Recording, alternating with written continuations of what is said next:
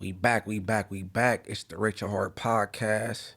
It's your host that do the most, Munchie B, and today we got my man Wade from the UK. He tapped in with us with Rich at Heart, showing love. He been making a big splash on these YouTube streets with the documentaries going viral. Everybody mess with him. My boy Trapper Ross, what's the deal? Hey, I appreciate you having me, man. It feels good to be here in LA. Tapped in with Big Munchie B, man. I'm excited to get into it. Oh yeah. Hey, we set it off camera, but I ain't wanted you to give me the names then. But give me now. Put me up on. Give me five UK rappers I could log in with after I leave here and throw some music on. You know what I'm saying? Because I ain't even up on the UK hip hop scene. You know what I'm saying? Yeah, hell yeah, man. There's a lot of good artists coming out of the UK that I would recommend, man. One of my favorites is a guy called K-Trap. He's like, he's about the trapping, right? He kind of raps on a lot of UK drill beats, but he talks a lot about trapping, drug dealing. But the way he does it, the way he mixes up the metaphors and his lyrics, they're just on another level. So K-Trap, definitely someone to check out. Another rapper that I'd recommend is called Heady One. He's dope. He's from an area called Tottenham. He comes from a estate, like we call like what you would call a hood. We call like an estate. It's like I guess like a project. But he's from a very notorious spot called Broadwater Farm. Heady One. He's hard, really like with the street stuff. He had a couple of really famous cases in the UK. He's kind of dealing with incarceration, but his lyrics and the way he paints a picture about his life and the lifestyle he lived, Heady One, super hard. For the more party kind of drill, there's a guy called Russ Millions. He is dope when it comes to the like party gangster music that you can dance to. He's one of the only rappers that actually had a #1 hit in the UK off of drill music. Russ Millions, definitely someone to check out. As far as like the real grimy, tough gangster murder shit, there's a guy called Suspect from a crew called Active Gang. He's unfortunately serving, I think, 23 years for a murder case that he caught. He's a crazy guy, incredible bars, super rapid, fast delivery when it comes to the rapping. And he had a crazy case where he caught a murder charge. He actually fled to Kenya in Africa. He hid out in Kenya for like 2 years and just recorded music, ran it up. But then eventually the authorities actually caught him in Kenya, brought him back to the UK and put him on trial. So What was his name? Suspect. Suspect. Yeah, he hard. And then you said 5, right? So one more. I would say another UK rapper. I'm gonna hit you with like a curveball. I would say there's a dope rapper. There's a dope rapper by the name of Morrison. He's a white guy, but he's known for actually robbing weed grow houses. His thing is all about robbing grows. He's got this song called Crowbar in My Bag. It's all about using the crowbar to crack open a grow house and stealing everyone's crops. So he's a crazy rapper. He's got a crazy backstory. He's had some really serious cases, but he's dope. And that would be my 5. There's unlimited UK rappers, man. I could put you onto so many. They're gonna be mad at you. They're like, oh no, you really with say you less. There's a couple people. Tell you what, let me add a couple more names, man. You got if you give me a female though. Ooh, a female UK rapper. Man, that's tough. I'm trying to think what females we got that are actually hard. Ain't no females out there making no noise. Man, I'm gonna get in trouble, man, if I don't say somebody. Oh, he's a female rapper in the UK. I don't know. They go get you. I feel like the female rappers in the US are really running it up. I feel like we're a little bit behind in that regard. I mean, there's girls that have been doing their thing. Like there's a girl called Stefflon Don. It's not necessarily what I'd be listening to, but she's one of the like top people when it comes to like UK female rappers. She had a project out recently. Man, I swear there's another chick that's like, I mean, I would say Stefflon Don's like the first person that comes to mind. Like she's probably really waving the flag for like the females when it comes to like, it's not necessarily like street music, but she's kind of tapped in with a lot of the kind of gangster kind of guys, and like she makes dope music, so she's an option. But the girls ain't really got it like they got it over here, man. Female rappers are killing it in the US. I feel like you guys are on another level with the female rappers. And the lane should be wide open out there in the UK for the females though, because you ain't really got no competition. You know what I'm saying? You know what it is though? I think a lot of the females in the UK, it's like, I don't know. I feel like the drill and the rap scene is very aggressive. And a lot of girls they're going more the singing route, the pop, the R&B route. Right. There ain't too many female rappers that I can think of, but man, they're gonna get on me in the comments, man. So apologies to all the female, all the ladies in the UK that I forgot, man. But the guys really got it in the UK right now. But shit, man. You said Suspect serving how long? I think 23 years he's serving. But he about to drop an album, man. He just dropped a new single. The big thing in the UK right now, man, there's a lot of incarcerated rappers. I don't know how they've done it, but they've worked out a way to get the right phone, the right microphone. They be recording studio quality stuff in jail now in the UK. So a lot of guys that have actually gone viral from inside, from behind the wall. There's a guy from Liverpool which is in the north of England, called Mazza L20, and he basically blew up, signed a huge record deal, all from inside prison. He was serving 11 years and just doing freestyles inside jail, and just blew up. Now he just got released a couple months ago, and he's going right to the top. So low key, a lot of people say in the UK, man, like it's more lit to be inside right now. So Suspect, so is he notorious out there? He got like a cool street reputation. Oh yeah, Suspect's got a crazy reputation. I mean, so I did a video about Suspect maybe like. That's all about to ask you. You ain't knocked no doc out on him. No, I did actually do one on him. Maybe in like I think it was February of this year, like at the start of the year. But his story's crazy, right? So he's from a crew called Active Gang. They were in a big war with another group of kind of another gang in their area. They're from an area called Camden, which is like, it's sort of on the I guess it's like is it north? It's kind of north, sort of northeast-ish of London. It's kind of, a very treacherous place. There was a big gang war that went on there, but obviously these guys are running around with knives. There's a lot of stabbings. And, Suspect, basically, the story goes, he caught two people pretty much in a row. Him and his boys killed two people. It was serious, pretty serious stabbings. One of the stories they say, it's very gruesome. They say that, he had a giant knife and put it all the way through the guy's chest and it came out of his back. He raps about that a lot in his lyrics. And he caught these two cases, but he managed to get out of the country. He flew to France and then on to Kenya before the feds could actually catch up with him. So like 2 or 3 of his Codies, they got caught trying to get out of the country, but he made it out. But the crazy thing was, he was like posting a lot. When he got to Kenya, he was making music. He kind of got a little comfortable, started posting pictures. And then people started to work out where he was. Like there was a famous post on Reddit where he posted a picture of himself in a kitchen and people start commenting like, yo, I think that's Kenya. Like my auntie lives in Kenya. I see the oven. I see the tiles. I see the plugs on the wall. That's looking like Kenya. And then within a few months, they'd caught up with him because people worked out where he was. And they brought him back to the UK, man, and put him on trial. Internet got him locked up. He should have Low-key. Posting shit. That's crazy. Yeah, it's wild, man. But he's a very talented rapper, man. And, in a lot of ways, it's very sad because he got caught up real deep in the streets from a very, very young age. He went missing when he was like 14. In the UK, we got this thing called county lines where it's like a lot of the drug operations. It's sort of like London's like the biggest city. A lot of the drugs kind of get distributed around the country, and they'll kind of send young G's up to like small towns and villages to go and trap. And it's called like county lines. So they'll be getting young guys and shipping them off to different parts of the country to go and trap.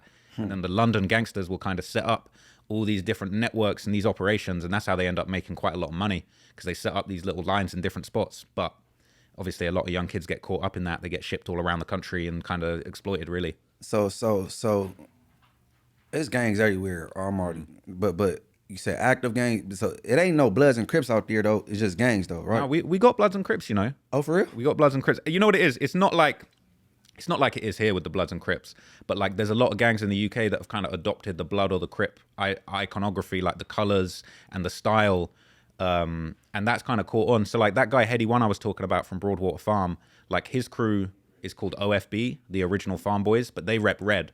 But their ops, they actually have the ops under the green flag because their ops are from an area called Wood Green and Edmonton Green. So it's actually like the Bloods versus the Greens in North London, in Tottenham, where that beef is.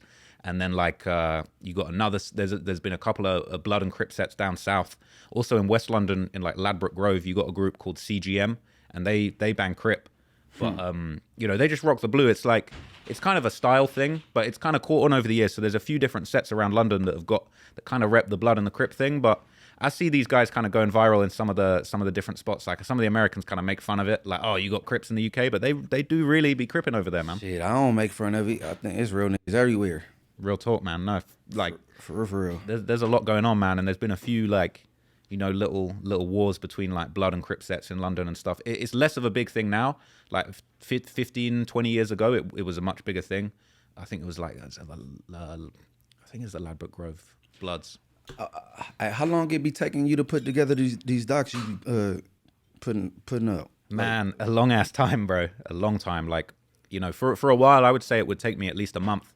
Like often what would happen is like I'd spend a month researching and writing, and then we would spend a month editing. So like, we can kind of turn stuff around in like 2 months, but it'd be like I'll write something and then the editor's editing the last video and then we put that out and then I'll finish writing it, record it, and then they start editing it. I start writing the next one. But we're trying to speed stuff up at the moment. Like we've been trying to hire more people, grow the team and stuff like that. But it takes a lot of time, man. It can take months. When I did the 6-hour Youngboy video, I think I worked on that for 3 months straight. Nothing but Youngboy. Man, that shit long. I never even started that one. I'm like, this shit too long. I gotta everything. But my boy checked it out though. He F with it with the NBA young one. Yeah, exactly. I'm a huge Youngboy fan, man. So I went crazy with that one. I went 6 hours, but it's not for everyone. If you're not a Youngboy fan, you're not trying to hear him talk for 6 hours, you know.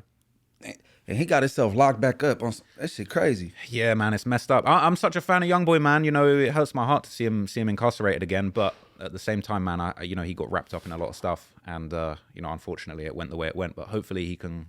I think he's about to take a plea.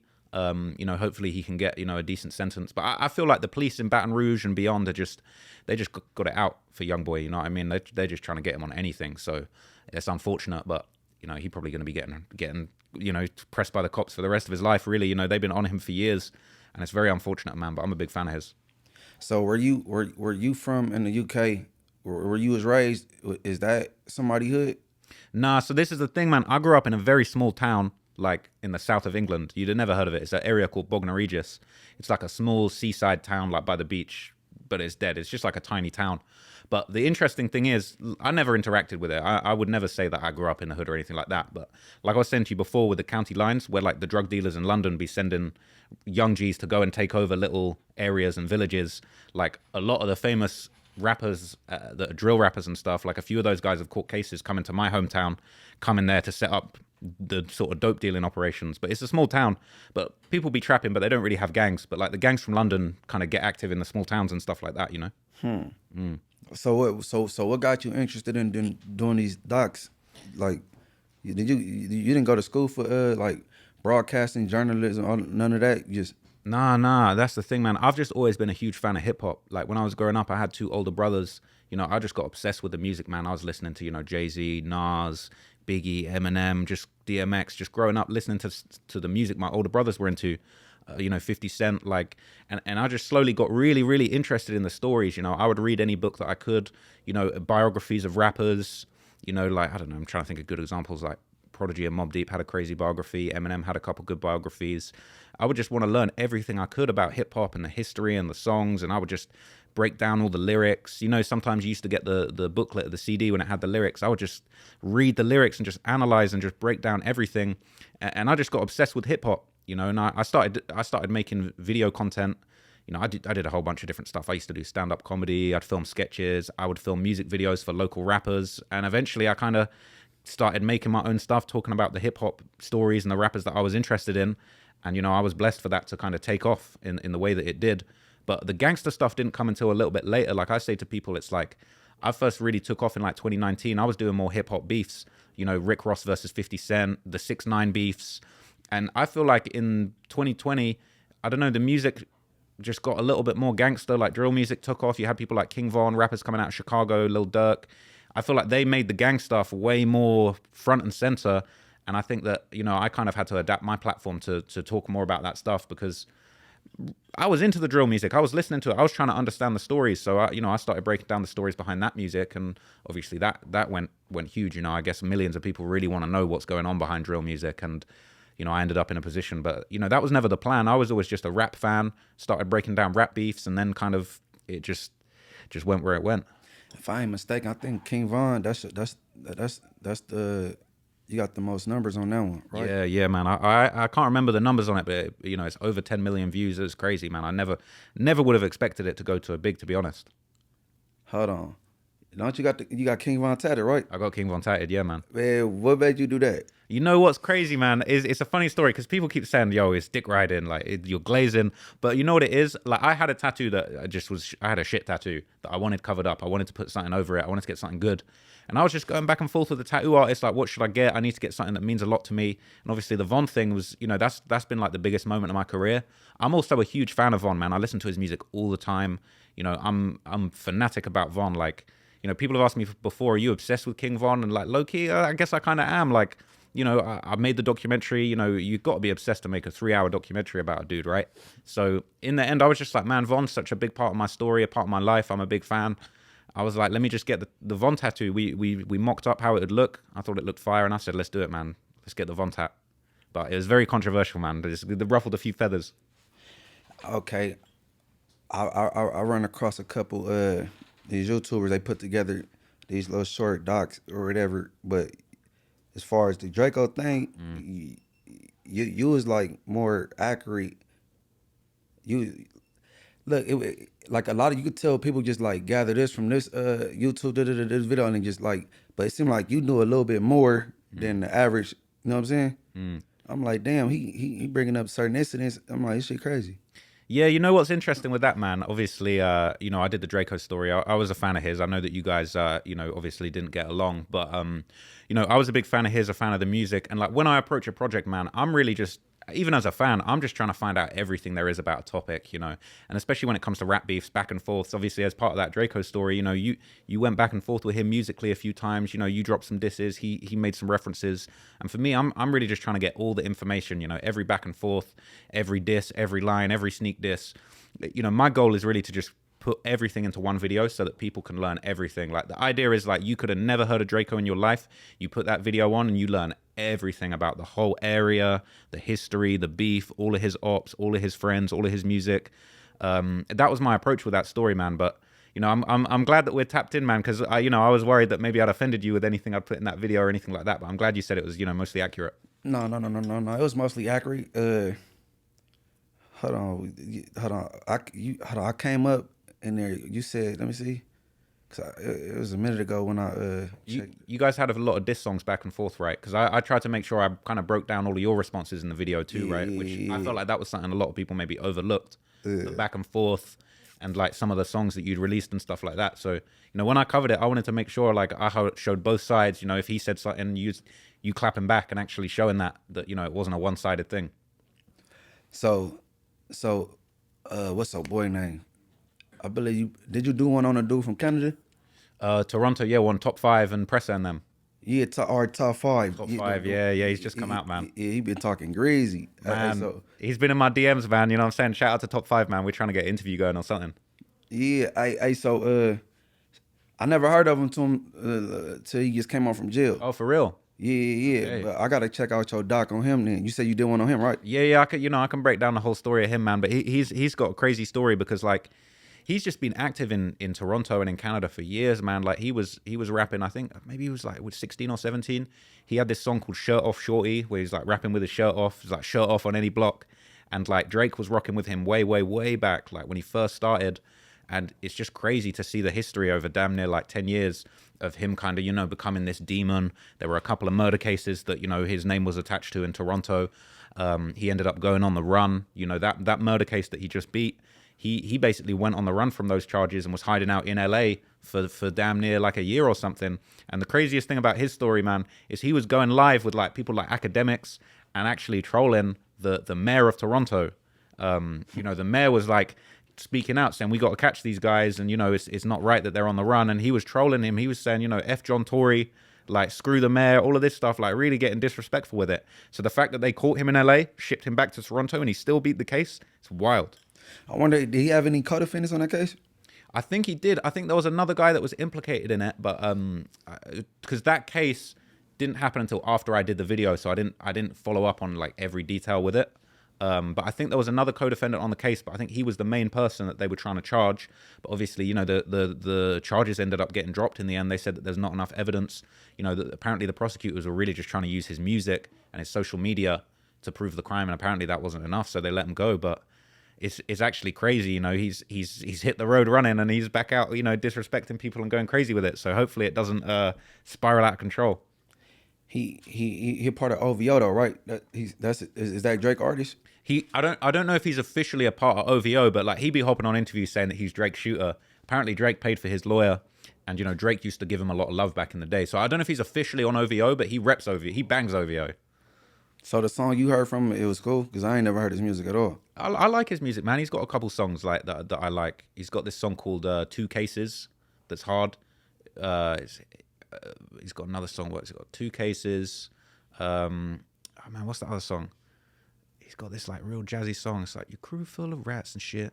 We be out here smack. I can't remember the name of the song, but he got some hard song. What is that song called? You gonna leave me? I'm gonna I leave can here. send you some tunes, man. I can send you a Yeah. playlist. I got a Toronto playlist I can send you. Okay. 'Cause I'm gonna leave here. Kind of look into some of these people's music. Yeah, man, they're hard. Especially Suspect. I'm gonna double back on Oh, Suspect. 100%. Suspect got some hard songs. It's super fast, like high tempo, high energy, like Suspect stuff, man. It's hitting. You could play that through a good sound system, man. You might be ready to spin on someone. All right. I remember I was scrolling and I came across, I don't know, okay, it was Sharp, some other people, and they was trying to address you. Yeah.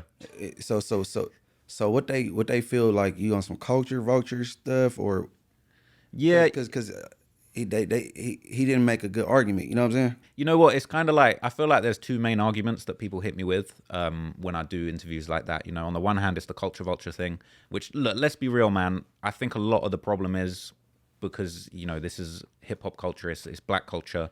And because I'm a white guy, I think a lot of people feel like I shouldn't be able to talk on the culture because I'm white. And, you know, I do completely understand that this is a black dominated culture. And, you know, I don't claim any ownership of the culture. I'm really just a fan. You know, I'm a fan of the music. I'm a fan of black culture. You know, I'm just trying to enjoy and immerse myself in the culture and in the music that I love that, you know, happens often to be made by black people. But, you know, I would disagree with the kind of culture vulture allegation because I feel like I'm not out here pretending to be a gangbanger making music like I'm 6ix9ine repping the blood bandana. I feel like if you want to say culture vulture, trying to pretend to be something you're not. Like, look, man, I'm here in my shirt and my bow tie. Like, I'm not trying to be gang. I'm a historian of music. You know what I'm saying? And it just so happens that, yeah, a lot of it's gangster music, gangster rap. I'm a white guy, but I would like to think that my passion and my love for the culture is genuine. I'm not trying to put anyone down. I'm really just trying to understand and document the history of the culture. So, you know, I always argue with people if they try and put that on me. And really, I think when it comes down to it, a lot of people just kind of coming at me because I'm white. But the other argument that people give me a lot is that it's like, oh, you shouldn't be talking on the street shit. You're like a snitch.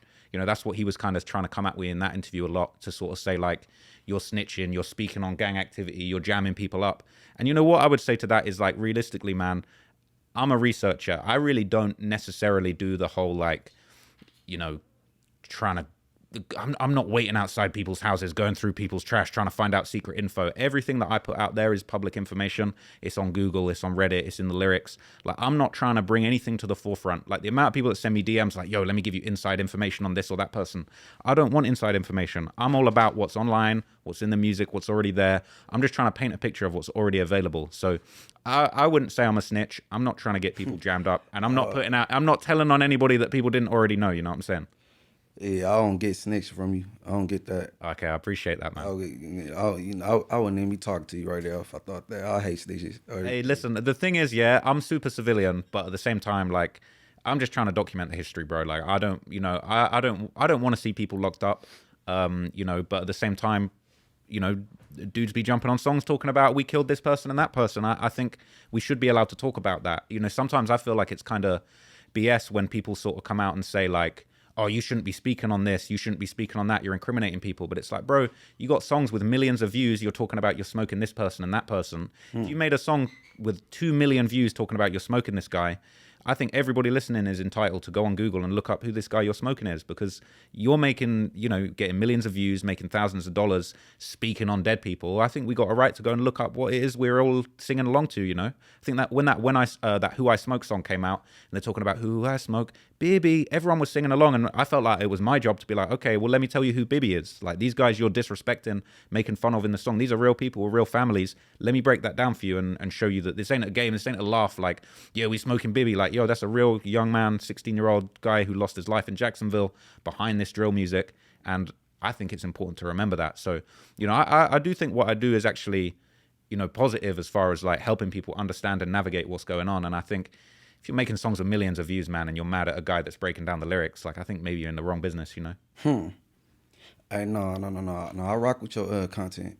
I rock with it. Appreciate that, man. Everything. And then it don't seem like you just, I don't know, clickbait shit, just pulling shit out the air. You know what I'm saying? You doing your real research.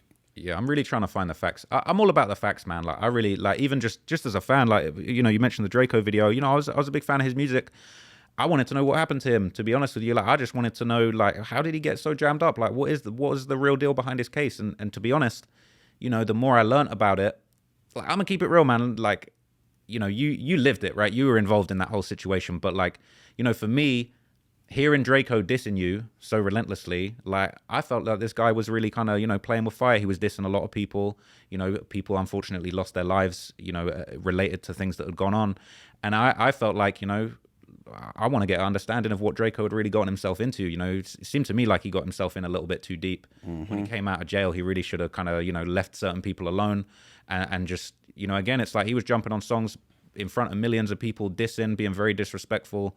And I think it's important for us to understand that, man, because as much as a fan as I am of Drakeo's music, I think, you know, you can look at that story and say he was probably doing too much, and he should have maybe been a little bit more peaceful in that later part of his career. Right. And it's unfortunate, you know, as a fan of his music, he's no longer with us, and he kind of went out in a, you know, in a very unfortunate way off the back of a lot of negative energy he put out there, man, and it's very sad. Yeah, man. Yeah. Hey, no, see, people, it's a lesson in that though. Like, you know what I'm saying? Like these rappers and shit. You know what I'm saying? He, you know, he basically did it to himself. You know how that shit go. You know what really struck me about his story? I think that it was like, obviously, you know, the situation happened where he was on trial. You know, a friend of yours lost their life. You know, a young man did end up going down for that murder. Drakeo ended up coming out. But it was really surprising to me how when he came out, just how much he was dissing, how negative he was being to people. And it was kind of like, you know, it's kind of sad because I was a fan of his when he was alive. Then he passed away, and it was, you could see what was going on. You know, even that last interview with No Jumper, he's been very disrespectful. And you kind of feel like this is a guy that is playing like he's got nothing to lose, and he did have a lot to lose. You know, he could have had a bright future had things gone differently, man. So it's you know, it's a crazy story, man. But we can move on from that situation if you know what I'm saying. Oh no, you know, I'm comfortable with everything, man. On everything. But I want to know who you drumming up next. Like who you thinking about doing your next doc on? Yeah, so I'm just about to drop a documentary. Because your last one was how long ago? It was nearly a month, man. I did one on Q50, who's a young guy coming out of Chicago. You know, he claims that he's got 8 bodies. He's rapping about it. He's still out here on the run, running around. So that was an interesting story to break down. But the next one I'm about to drop, probably in the next couple days, we just been finishing it off, is about Philadelphia gangster rappers YBC Duel, who unfortunately lost his life recently in Philadelphia, and you know, different people involved with his clique. You got Skrilla, Lil Bucks, a lot of guys coming out of Philly. So that's an interesting story. But obviously, I'm out here in LA, man. I'm kind of doing something a little bit different to what I'm used to. I'm doing a couple of interviews, and I'm doing a documentary where I'm really trying to break down the history of the Bloods and the Crips, the real early history of kind of how gang culture actually came to be in LA. And, you know what I'm saying, I've had a few interesting conversations with different people about that topic. But that was something I was trying to ask you about, really, as far as like, what do you know about that real early history of, you know, the Bloods and Crips in LA and how this kind of culture came to be? You know, I hear, you know, shit dates all the way back to the 60s and 70s, and I'm really trying to understand how this gangbanging stuff came to be in the city, you know? So that's something I'm working on next while I'm out here. And I'm just trying to get an understanding, really, of the real heritage of this street stuff. Yeah, see, I used to believe Crips was bullies early on. Everything we know as the Bloods today is just anti Crips and didn't want to, you know what I'm saying? Making people join with intimidation, stealing people leather jackets back then. You know what I mean? All these independent gangs that didn't want to join that is the birth of the Bloods. You know what I'm saying? Like, cause my hood was called the Chain Gang, and then the name changed to Inglewood Family a little later. But my hood been around, shit, late 60s, early 70s. You know what I'm saying? Like, hell yeah, but I could put you in contact with some, you know what I'm saying? People give you some real early on history and shit for sure. Yeah, for real, I'd appreciate that, man. So something I was curious to ask you about, man, is like, you know, when you're growing up in an area like that, you know, Inglewood, it's a very famous area. You know, it's probably a pretty tough environment to grow up in. Like, when you're growing up and you're coming up, like, what's life like? Like, do you have you know, OGs and family and uncles and shit that are kind of telling you about the history of what it used to be like maybe in the 60s and 70s? Or is it, as a young guy growing up in the area, you're kind of forging your own path with the youth and the young guys, and it's like you kind of just forging a new path rather than paying attention to the history? Like, what's that like? No. I know the ins and outs of my hood history. the first lineup, the founders and all that shit. I got relationships and talked to them. You know what I'm saying? And then my dad, he a blood for me, but he from the east side. So I didn't have to jump off the porch. I was like, shit. I go in the living room, they playing dominoes, him and his homies. You know what I'm saying? Like I had a front row seat to it, but hell yeah, I asked a lot of questions. Like I don't want to be a part of some shit and not know what's going on. You know what I'm saying? For real. So I asked, even if I got a question today, I call the big homie Tricky. Like, you know what I'm saying? Hey, why this? Why this? Why this? Why this? You know what I'm saying? Yeah, cause you a fool. You don't even know the history where what you banging and you about to go put your life on the line for and all. You know what I'm saying? Where these beefs derive from and all this little shit. So yeah, nah. Yeah, I get gamed up, man. I'm a inquisitive person. You feel me? So I holler at my big homies and shit. And yeah, hell yeah. Is it true that you know, you mentioned earlier that you kind of, when you were coming up, you thought Crips were like bullies? You know, so a story that I've heard a lot from people is that, like, you know, the Bloods or you know, the Pyrus kind of emerged as opposition to the Crips because the Crips were really kind of so dominant, you know, in Los Angeles and in the city and in the different areas that, like, you know, these other groups that were repping red kind of had to pop up to sort of defend themselves because the Crips were getting so powerful. Is that how it was back in the day, or is that kind of a bit of a generic breakdown of what really happened?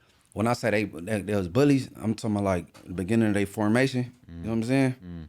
They like and you know, Crips is deeper than Bloods. Like and back then, before my time, it was a landslide. So you go to jail, it'd be like 1 Blood to 9 Crips. You know what I'm saying?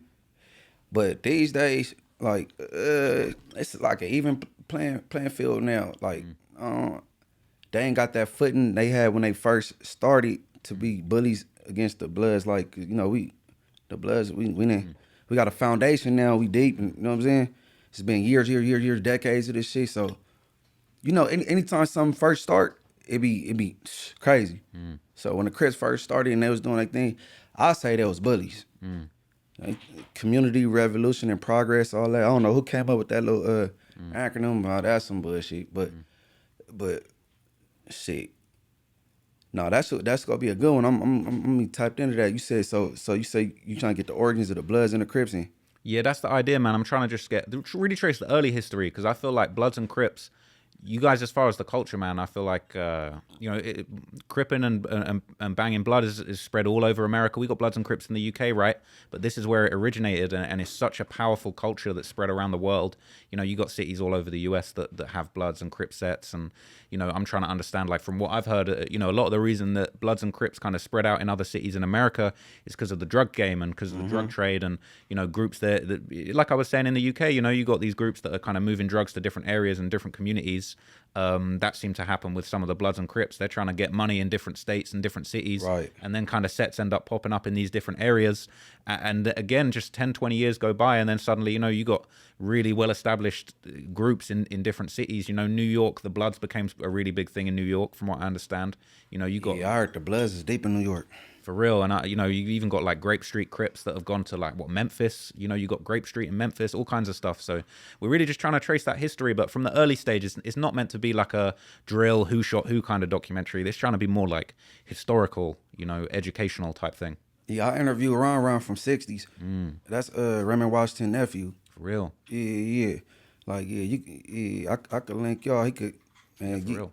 Raymond Washington started the Crips, and he lived under the same roof as him at one point. You know what I'm saying? Wow. So like you know, so people like that's tapped in, got a real front row seat. Like, yeah, those the ones you want to holler at for sure. It's been really interesting to me, man, because hearing that real early history of the Bloods and the Crips, you know, especially how the Crips started, like, it's crazy to think what a big thing that it became, right? You give it 20, 30 years. You know, I've watched a lot of interviews with some older guys that were sort of around for the early formation of the gangs. And, like, it's crazy to think they could have never imagined it becoming this big thing that's all over the world, you know, all over America, all over the world. It's this huge thing everywhere, you know, probably tens, if not hundreds of thousands of Bloods and Crips all over the world.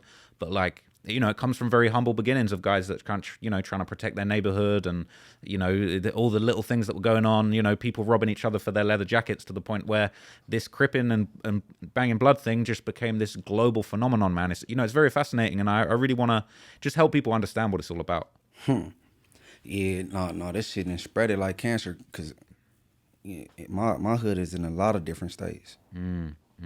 It's a famous hood that you're from, right? Like, I mean, Yeah, we one of like the first, like one of them first blood hoods. You know what I'm saying? Like old hoods like Anthers Park, Inglewood family, the Bonnie Hunters when they was calling themselves the Green Jackets. Like them like yeah. But my hood been around for years and years and shit. We got some notable shit going on.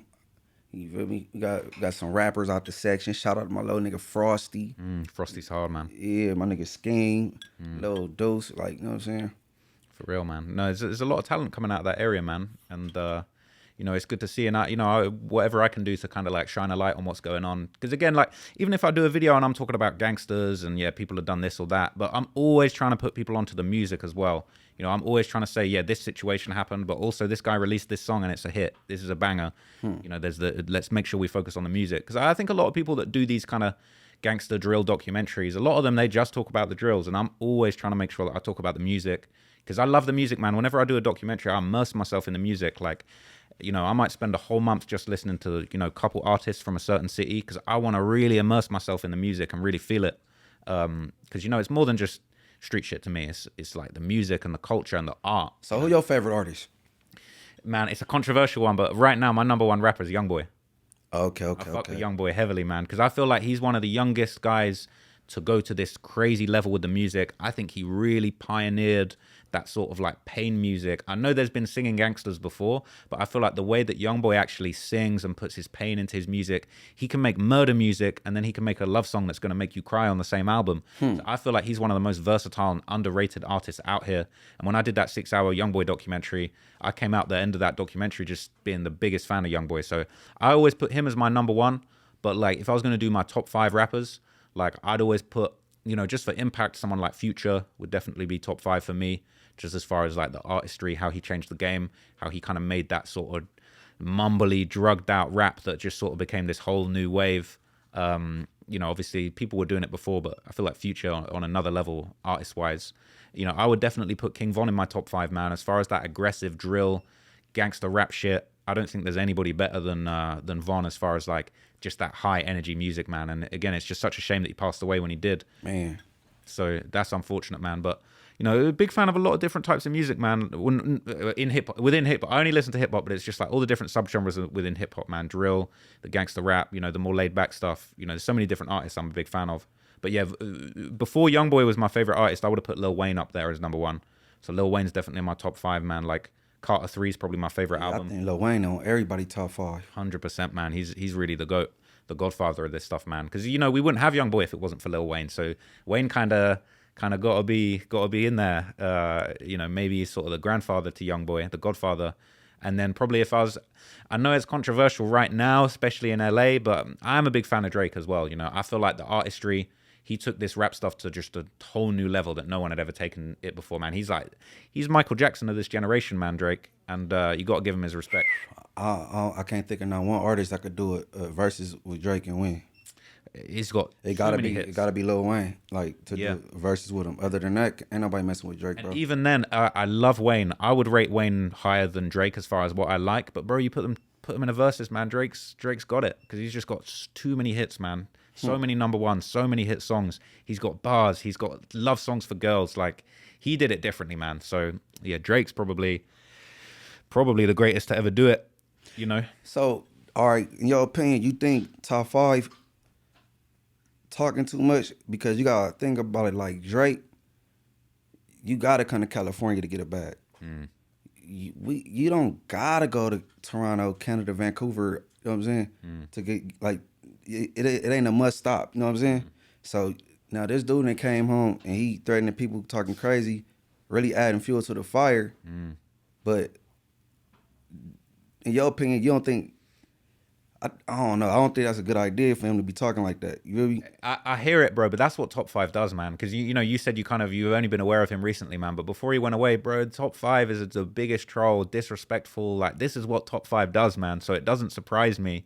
He's defo talking a lot, but that's what he does, man. That's what he's on.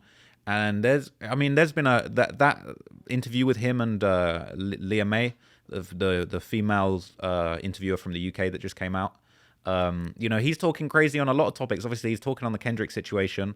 They're also talking about the Kodak situation, man. You know, Press's brother, Bundog, he was there for the interview. Obviously, they were there with YG as well, talking about, you know, when Kodak got shot and, you know what I'm saying, those guys maybe something to do with that. So they're talking super hot right now, man. But that's what they do, you know, and it's been super viral. So, you know, I don't know if Top 5's got any plans to come to California, but, you know, it might be a little hot for him if he gets out here. But then again, he's really about it. So who knows where he's willing to take it, but you know, hopefully it doesn't come to that. But he's definitely talking hot right now, man. It's crazy. But Dan, you talking and Drake, he still gotta be the person he is and travel and move around and do business. You know what I'm saying? Yeah, but Drake's so rich, man. He can move like the president. Like realistically, Right, no one's touching Drake. right. Even Kendrick can send a whole army. No one's touching Drake, man. He's moving like a president. So I feel like Drake's got nothing to worry about in that regard. But then again, Top 5, I don't know. It's a different story, but I don't know. If I'm completely honest with you, man, I'm a fan of Drake. I'm a fan of Top 5. But I do feel like it might not be so good for Drake's image, because the story goes that like Drake paid for the lawyer that got Top 5 out.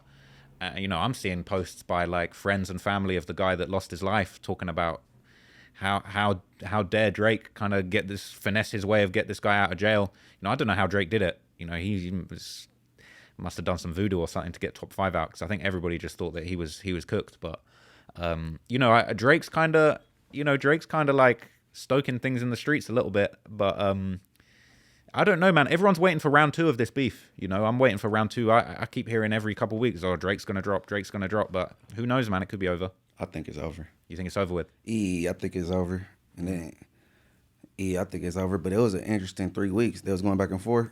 Oh, it was crazy, man. You got to give them credit, man, because that's really what hip hop is about. And you know what I really loved? It was an interesting time, because it's like, for me, so much of what I do is about the streets and the drill music. And like, look, as much as I cover what I cover and I talk about rappers that get killed, bro, it breaks my heart when a rapper that I like and that I listen to, you know, loses their life or gets hurt or gets shot.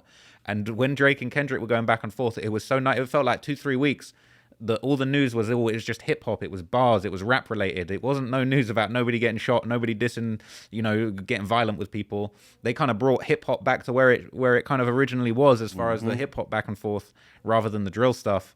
So to be honest, man, I thought it was actually so good for the culture to have a real hip hop back and forth, you know, like a legendary back and forth, a legendary rap beef. 2 heavyweights. Yeah, for real, man. It was buzzing. So to be honest, man, you got to shout out both artists for getting in the ring and bringing that hip hop, that dissing, that competitiveness back to the scene, because damn, man, we needed it. I feel like the scene really needed something like that. So, and you know, I know, you know, Not Like Us was a huge hit, man. That was a banger. I feel like Drake dropped some good songs in the beef. You know, both artists are going to live to see another day. I don't think any careers are getting ended over this, but like, man, they turned up for a bit, man. It was good. It's good for hip hop. Man, he got the biggest song in the nation. Yeah, that was crazy, man. It must have just been a crazy vibe in LA when that song dropped, right? Like, right. It just must have been buzzing. I mean, the song's still buzzing now, but when that first dropped, it was just going crazy everywhere. And then, you know, it's kind of like, what you want to call it, a conflict of interest, because he about to perform at the Super Bowl in Wayne hometown, and you know Drake come from that Young Money tree and everything. So I don't know, man. Shit crazy. I feel like that was blown out of proportion though, because the thing is, I feel like people were really pushing the whole Lil Wayne narrative, and I love Wayne. I'd love to see Wayne perform at the Super Bowl.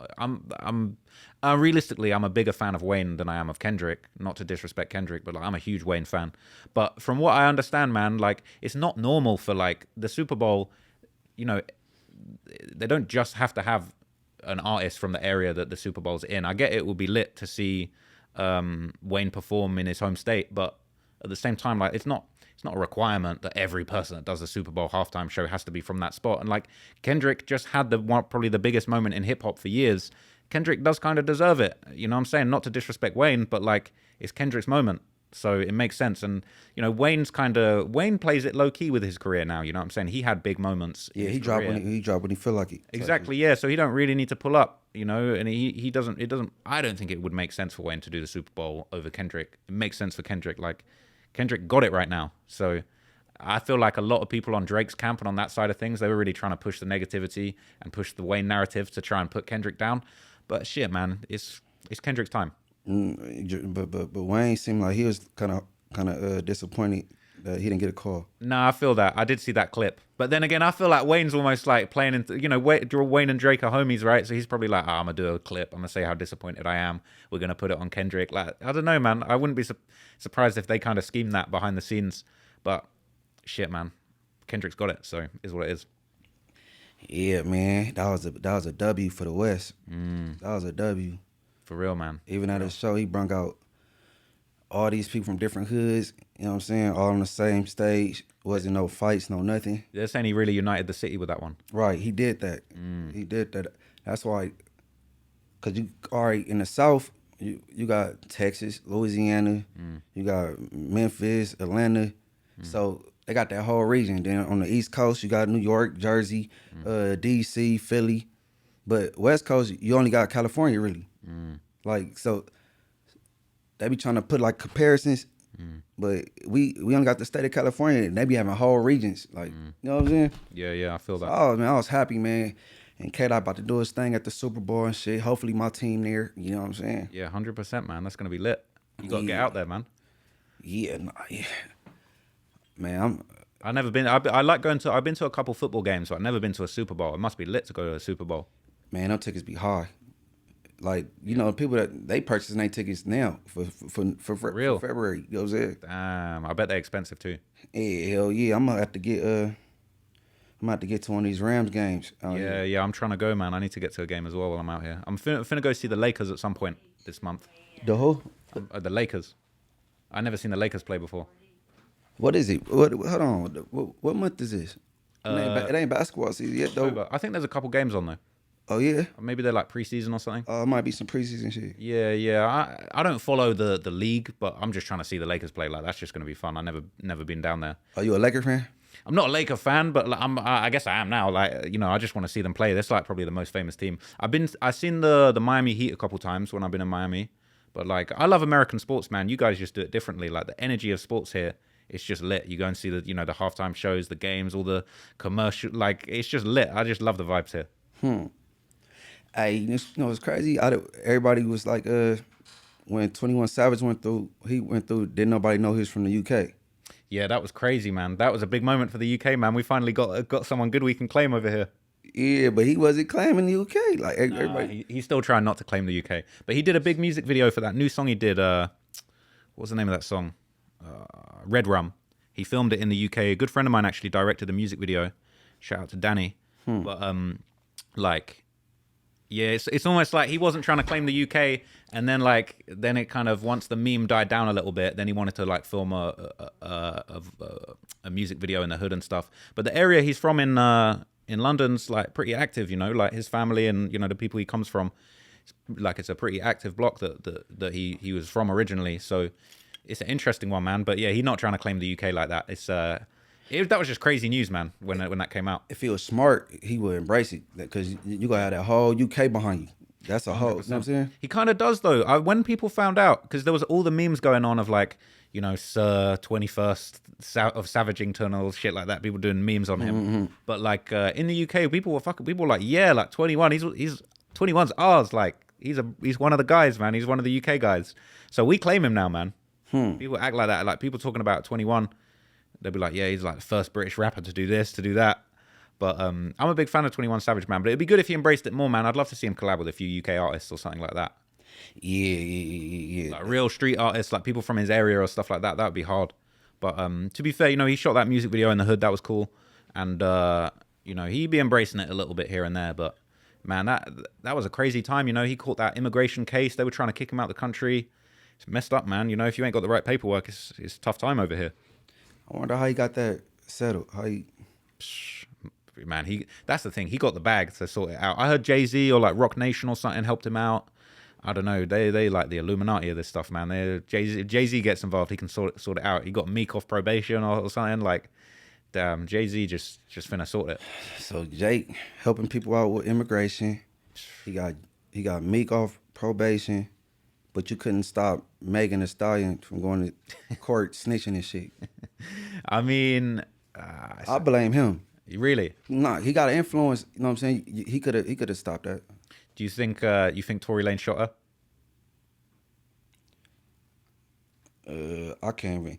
Or is that I can't? Is that a question I can't ask you? You got to keep it straight. No, he doing his time now.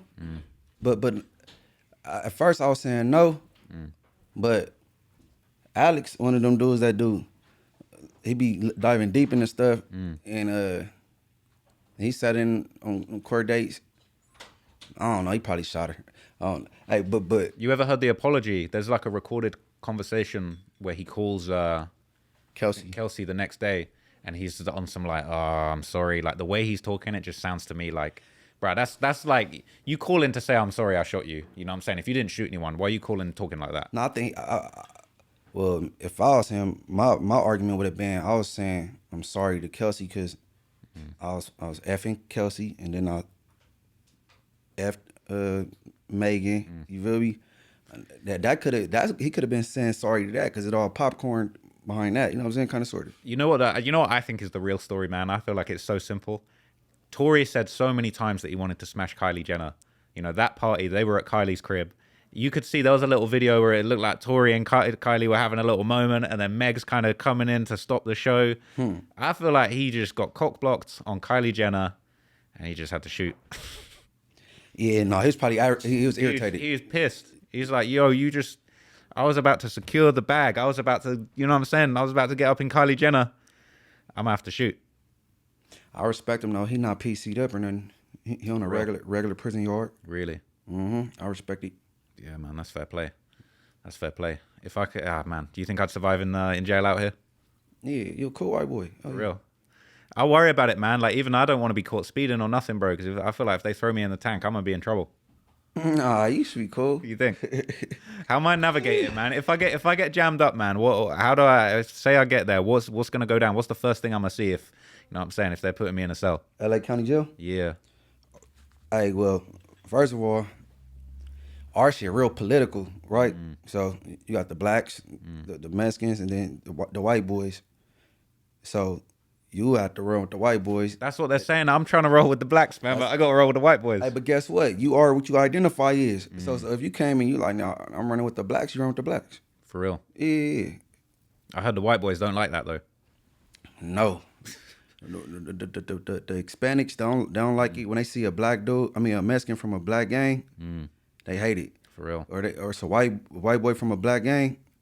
The whites in there absolutely hate it. I had a homie that got jammed up in Texas. Went inside for a bit. I think he was only like 5 days, but I can't remember. He got trespassing or something. But he's a white guy. He was like, man, I basically got jumped into the white supremacists. He was like, bruh, it was rough. He's like, I had to do what I had to do to survive. I was like, bruh, I hope it never comes to that. No, man. No, hell no, man. Hey, you go to LA County Jail, man. It's like, man, I run with the blacks. You feel me? Hey, if it comes to that, man, I'm gonna need to tap in. You need to hook me up with some people, man, to look out for, watch my back. Yeah, hey, dog, cause you don't want to be getting taxed and shit. You feel me? Yeah, no, they for politics different. Your girl ain't putting no money on your books to give somebody a percentage and shit like that. You know what I'm saying? F that. Blacks, we don't get down like that. For real. Hell no. My girl, she put money on my books for me. We ain't playing none of them games. But, you know, shit crazy. Man, you ain't hitting no LA County Jail though, man. What you be? Bro, I'm a law-abiding citizen, man. I try not to break the law in any way, shape, or form, man. So anything I can do to avoid going county jail, man. But you never know, man. People get jammed up, you get framed. You know what I'm saying? I never know. I could be filming a hood vlog with the wrong block or the wrong guys. Shit, man. They might throw me in there too. Guns outside. You know what I'm saying? Yeah. Could happen.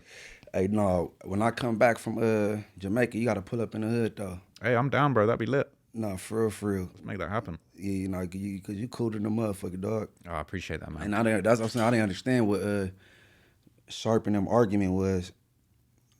and if they didn't really land their plane correctly with whatever he was trying to get across. It kind of didn't. It went a little bit left for him, you know. Because you know what it is, though, bro. I do a lot of these debates and interviews, man. The thing with me is like I don't duck any fades. I'll sit down and debate with anyone. If you hate me, if you think that I'm racist, cultural, whatever, like I'll still sit down and have a conversation, a polite, pleasant conversation. I'll give you my side of things.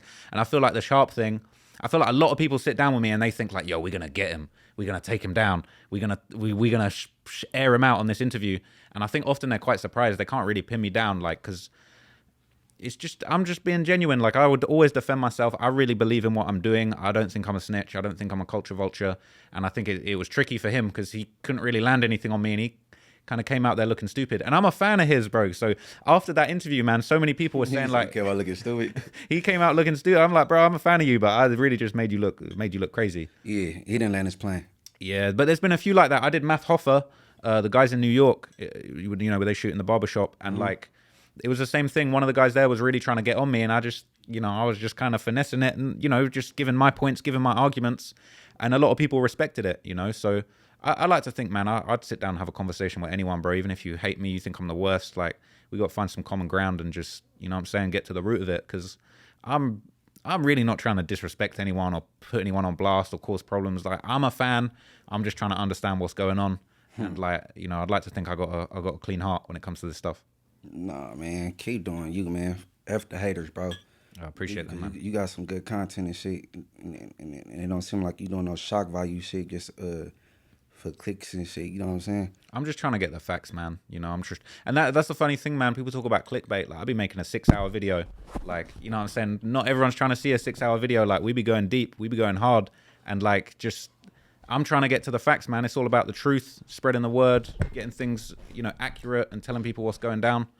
And like, I'm just a fan, honestly, man. I'm just trying to get to the root of the history of this stuff. So, you know what I'm saying? But I'd sit down with anyone, man. You know what I'm saying? I feel like, you know, I'm glad that we're having this conversation. You know, I'm out here for the whole month trying to just do interviews, trying to link up with people, whether we're from completely different side of the tracks.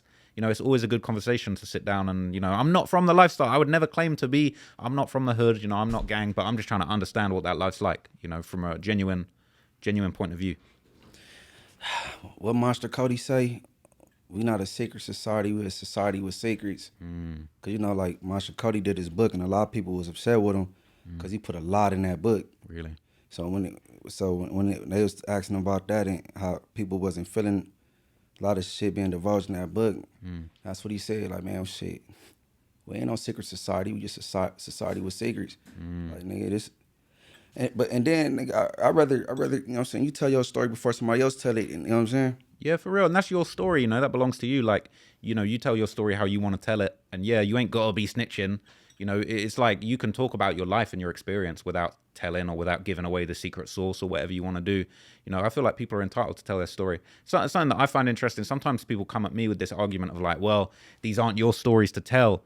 And it's like, okay, well, on the one hand, yeah, I'm not from the hood, fine, it's not necessarily my story to tell, but then as a fan of the music, as somebody that's listening to every song by an artist, that's reading every post about an artist, watching every interview, it's kind of like, I'm allowed to interpret that and give my opinion on it, of what I thought of it. You know, these songs are getting seen by millions of people. It's kind of like, I'm here to give a fan's perspective. That doesn't mean that a rapper can't make their own documentary. Like, every rapper that I talk about, I would love to see them make their own documentary, tell their story from their point of view, because I'm never going to tell it like him that was actually involved. You know, I'm never going to tell your story like you. I'm going to tell my version of what happened of this area, that area.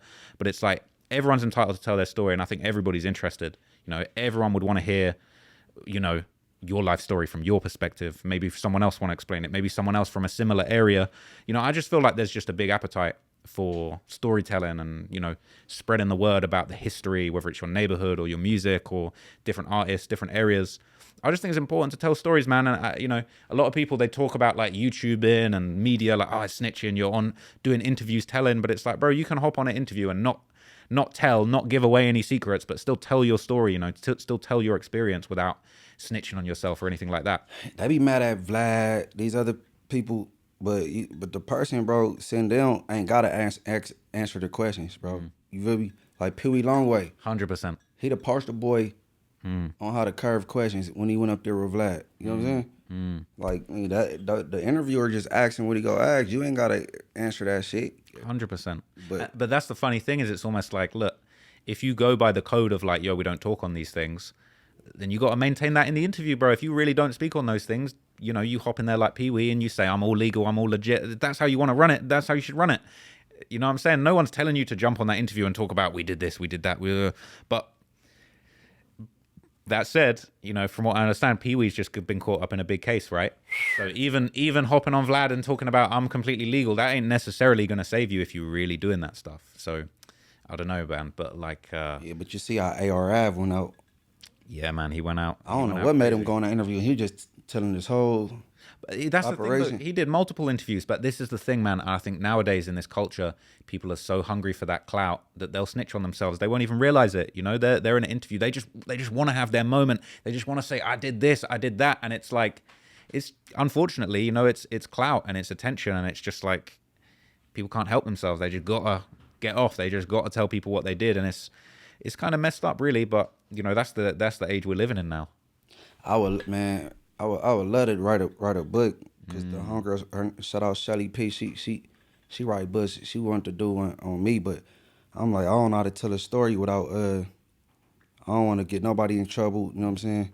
You ever see like sometimes you get authors, you know, they be writing stories, but they sort of like change the names. They may be fiction. They kind of make it's like a story based on a true story, but kind of you change the details. You know what I'm saying? Maybe some shit like that could work for you, where you sort of like you write it like it's fiction, like it's a made up story, but at the same time, it's like you maybe take a few things from different people, mix them together. You make up a couple things, you leave a few things out.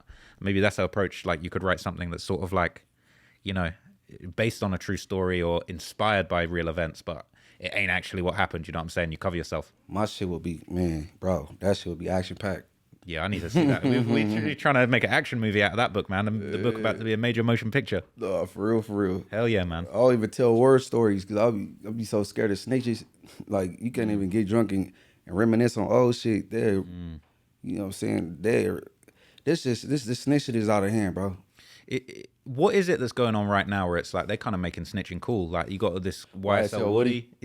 Yeah, man. Like what is that? I feel like 6ix9ine was one of the first guys to snitch and actually come out the other side a millionaire, thriving. I feel like he kind of set the template, but it's like right now it's cool to snitch, man. People aspiring to snitch. I don't like that. He's a famous snitch. YSL Woody. Like he didn't bubble off of being a snitch. Doing 20 verses and shit. He popping off snitching, man. It's crazy. It is crazy. But then again, you got to ask yourself, how long's that going to last, right? You know, how long? How long's it going to last? How is he really good in Atlanta like he says he is? You know, will a little bit of time pass? If Thug ends up going down for this whole thing, you know, maybe it's not going to be safe out here for him no more. Right now, who knows what's going to happen? If Thug beats the case, maybe it's water under the bridge. But he really is making snitching look cool, man. It's actually a crazy culture. Yeah, no, man. And then what's his name? Okay, you said 6ix9ine. 6ix9ine, Woody. They had an allegation about. Well, the other one that's very controversial is Gunna, right? Would you say Gunna's a snitch? He took the Alford plea, was saying yes, ma'am. But as far as I'm aware, he ain't actually snitched on anyone.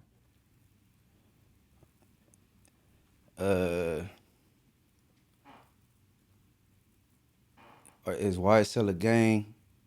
You shouldn't have said yes, ma'am to that. Yeah. You know what I'm saying? Because that's the whole thing. Operating as a gang. Like, no, that's a label, champ. That ain't no, you know what I'm saying? Like. Yeah, that's a good point. I feel like that's a reasonable point to make. That's the only thing he said yes, ma'am to. That's an issue because it's a RICO. Like, you know what I'm saying? But so you take that, right? That's a reasonable response. But then again, how much responsibility does someone like Young Thug have when he was making songs talking about we shot at your mum and YFN Lucci's mother actually got shot at? They shot up the house, and he's putting that in lyrics. You know, I feel like there's, again, not to let anyone off, but it's almost like it's so interesting when you look back at Thug, because I think because of his style and he was an interesting, very eccentric dude. A lot of people didn't really realize what he was really talking about on these songs, talking about getting people's mum shot and stuff. And it's almost like now it's playing out in court. You look back and you think Thug was actually talking crazy in some of these songs. And it's like, you almost feel like, I don't know, like Thug was just, his music was gangster, but it didn't, if you weren't listening, you wouldn't have really clocked what he was saying. But it turns out he said a little too much. it be overlooked because his delivery, how he rap is melodic, all Yeah. that. But he talking some gang shit within that melodic shit though. Yeah, it's crazy, man. It's a funny one because I feel like his story is just so fascinating as far as like, he came up wearing the dress and everyone thought he was gay, but that kind of put him on. And then he was like the whole YSL crew, whether you want to call it label or whatever else, their whole thing was like, we're fashionable, we're rocking snakes, we're doing all this, with the slime green and all that kind of stuff. Like it was, it was a very interesting kind of like culture all around the music. And it was sort of like, is it a gang? Is it not? Is it really? Are they really street? Is it just fashion? And unfortunately, that's caught up with him, and he's in his jam that he's in now. But like, it just, I would say to anyone, man, if you're a young guy coming up rapping, just don't incriminate yourself, bro. Like, no one's making you rap about these crimes. If you got to rap about crimes, make some crimes up that didn't happen. Rap about those. Don't rap about those. Say, if someone got shot on this street at this time, you're just gonna pick another street and just make it up. But nowadays everyone's trying to be authentic. They're trying to be the realist, all of that kind of stuff. And unfortunately, if you're putting all that real stuff into your raps, you're gonna have real problems. Hey, look, when I was younger, I did a gang of like dissing niggas' hoods, they dead homies. I was doing all that shit when I was rapping, right? So I'm like, damn, how these Chicago niggas, they dissing each other, dead homies and shit, and they getting famous off that shit. Like, you got a whole concert talking about I ain't from 63rd. That's somebody hood. You got people chanting that shit. Yeah. They had the merch. King Von was selling T-shirts with the 63rd sign with a big X whacked out over it. And like he was selling that merch, and like you had random kids buying this stuff. Like, yeah, fuck 63rd. Like, bro, that's a real neighborhood, real people. And I feel like that's a crazy thing as far as like the gang music, Von and the O Block and all those guys, like they really kind of made that diss and the ops fashionable for the fans, to the point where people really, it was really fuck 63rd. You had random white boys from the suburb really talking about fuck 63rd, and it's actually crazy. But yeah, the whole diss and the dead thing, man, it is very sad. But I just did a video on YBC Doll, the guys coming out of Philly. And what was really interesting in that is there's an interview that he did. I think it's on a channel called The 100 Seconds. And he did an interview where he basically said, like, yo, like, my life changed when I realized I could make money dissing dead dudes. And he was like, bro, the more I diss the dead, the more money I make, the more my streams go up. And it's kind of like, it's kind of sad, but also it's kind of like you can sort of see what's going on, where it's like, look, he's realized this thing. He's like, bro, I'm going to jump on the tracks. I'm going to smoke this person. I'm going to smoke that person. We're dissing everyone. And my numbers are going up. For a minute, that was a really good strategy for him. He was changing his circumstances. He's coming out of a real rough environment. Now he's making streaming money, but he was so disrespectful that, eventually they were going to get up with him because he was going song after song, smoking this guy, smoking that guy, talking about this hood. He's not even into it with these guys, and he's dissing this dead guy. And, it all caught up with him eventually. But he was doing it for the money. He said openly, look, when I started dissing dead dudes, that's when the bag started coming up. And, like, it's as messed up as it is, I kind of understand. You're coming from a real rough spot in Philly. You're trapping. You're risking your life to do all of these things. If you can chill at home and diss dead people and actually make a few thousand a month, I kind of get it. Even though it's very disrespectful, I kind of get it. You are risking your life, but it's also like that's a way of you making actually legitimate money, as twisted as it is. But that's the day and age we're in. YMW Melly. Damn, did he start back trial yet? I'm trying to think. No, I think the trial got rescheduled for like 2025. Damn. Yeah, we were working on a whole story with that, man. We kind of put together a lot of stuff when the last trial was going on. And the plan was we were going to kind of basically wait for the verdict, put the verdict in at the end of the video, and then release, the full thing with the conclusion. And then obviously it got declared into a mistrial, pushed into next year. So we're kind of waiting for that trial because the amount of people that have done YNW Melly video, but no one really knows. Did he do it? Didn't he do it? We need the verdict. We need to know what's going on. He's been in jail, 5 years awaiting trials? Crazy. Man, that was a sloppy crime if he did do it. Hey, I've heard a lot of different stories about the situation, man. Look, I personally feel like I think he did it based on what I've seen, based on, little bits of evidence, based on the way that he was behaving in the immediate aftermath, because obviously the situation went down and he was kind of still outside for a few months, kind of acting as if everything was normal, and not really showing the love to, his supposedly best friends that passed away. It kind of doesn't really add up. So, I wouldn't be surprised if he goes down for it. But just like in the Thug case, I think the way the trial and everything's been handled is a little bit iffy. So, you never know. There's always a possibility that the prosecutor blows it. I think Thug coming home. You think Thug coming home? I think it's highly possible. I feel like the Thug King thing could go either way, because the thing is as well, it's really like one major murder that they're trying to put on him. It was from a long time ago. Wife and nut. Yeah, exactly. And they're trying to put the rental car on him, but it's a bit of a stretch. So I feel like Thug's thing could go either way, but I'll be honest, I don't think Melly's coming home. I think it's over with. Yeah, Nut's from the hood in Atlanta. He from Inglewood family in Atlanta. Oh, for real? Yeah. Because that's what's interesting is like there was that famous clip, I don't know if you remember it from back in the day, when Thug and Nut were good and they were chilling with Birdman, and Thug saying, yo, I'm with Big Nut, this is one of the biggest bloods in America right here, like this guy's a real serious guy. They were all friendly for a bit, and obviously things went left. I think the one thing that's a little bit confusing to me, obviously I've covered the YSL versus YFN beef before Thug got arrested. It was never that clear to me exactly why Nut got killed, exactly what the beef was. You know, there's been a lot of rumors that he ran off with a pack, or that Thug had tapped him in with some other gangsters and things had gone left and there was a violation. I don't know. I feel like that's the thing that's missing, and it's a little bit difficult to think, where's the motive? You know, a minute ago Thug and Nut were cool. What happened? You know, you need a motive to prove a crime like that. And you know, as it stands right now, I've not really understood exactly where the beef was or exactly why that situation went left. Obviously, Nut did lose his life, which is unfortunate. You know, rest in peace. Rest in peace to him. But it's unclear to me exactly why that went down. So, and if the prosecution can't prove that properly, that shit might not go anywhere. All right, and free wife and Lucci. I F with Lucci. I'm a big fan of Lucci, man. I'm a big fan of his music. He's hard. I feel like it's such a shame that he got jammed up the way he did. But I'm hearing he's hopefully home soon. Okay. Well, shit, man. Give me all your handles, man, so where they can find you at. Any updates? What you got coming next? For real, man. Let us know everything right now. Appreciate that, man. I'm Trap Law Ross on YouTube. I got a couple channels. I'm Trap More Ross. That's my second channel for the kind of little updates, you know, the more obscure pieces of content. I got Trap Law Clips, which is my clips channel. So if you want a little 10-minute, a little soundbite, a little quick bit of history, you got Trap Law Clips. I'm Trap Law Ross on Instagram, man. Follow me up. And I'm just excited, man. We've got more documentaries coming. We've got the YBC Duel Philadelphia documentary coming. About to do something on the Bloods and Crips out here, interviewing a lot of interesting people. After that, might cook up a couple more. You know what I'm saying? I'll keep a couple secrets. But we got some big... Actually, I'm doing something on New York. Got something on the Bronx rappers coming. So yeah, man, it's exciting stuff. I can't wait to show you guys what we're working with. But a big thank you to Munchie for having me, man. It's been a blessing. Hey, no, I appreciate you pulling up, man. And everybody tap in with the Richard Hart podcast and everything on the StreetTV channel. You can find this Google, Spotify, iHeart. You know, so I'll be off on Amazon. Alexa, play Richard Hart podcast. We everywhere you can click, bro. I want everybody to, you know what I'm saying, tap in on Tap Out, man. It's the Richard Hart podcast, and good looking again. Trav for pulling up, man. Appreciate you, man. DoorDash the interview, man. We showing love. Come on. All right, well.